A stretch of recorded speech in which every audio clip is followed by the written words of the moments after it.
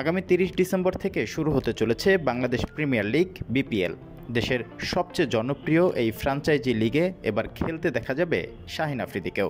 পাকিস্তানের তারকা পেসার এবার প্রথমবারের মতো খেলবেন বিপিএলে।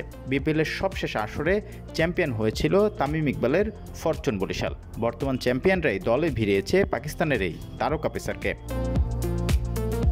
শাহিনকে দলে ফেরানোর বিষয়টি নিশ্চিত করেছে বরিশাল। সামাজিক মাধ্যমে দেয়া এক বিবৃতিতে বরিশাল জানিয়েছে, পাকিস্তানের পেস জাদুকর শাহিন আফ্রিদি ফরচুন বরিশালে যোগ দিয়েছেন। শাহিন এখন দক্ষিণী আর্মির অংশ হতে চলেছেন। শাহিনকে দলে স্বাগত জানাতে উদ্গ্রীব হয়ে আছে ফরচুন বরিশাল। এদিকে ক্রিকেট বিষয়ক ওয়েবসাইট ক্রিকবাজ জানিয়েছে, বিপিএলের পুরো আসরে শাহিনকে দলে পাবে না ফরচুন বরিশাল।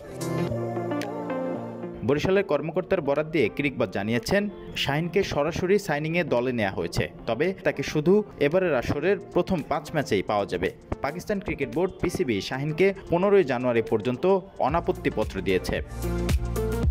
লম্বা সময় ধরে পাকিস্তানের শীর্ষ পেসার শাহিন আফ্রিদি। মাঝে একটি টি-20 সিরিজে ছিলেন দলের অধিনায়কও। বাঁহাতি পেসে গতি আর সুইংয়ের দারুণ মুনশিয়ানা দেখিয়ে উইকেট শিকার করতে পটু শাহিন আফ্রিদি। এর আগে বিপিএলে খেলার গুঞ্জন উঠলেও কখনো খেলা হয়নি শাহিনের। কুমিল্লা ভিক্টোরিয়ান্স তাকে দলে টানলেও চোটের কারণে খেলতে আসতে পারেননি পাকিস্তানের এই পেস জাদুকর।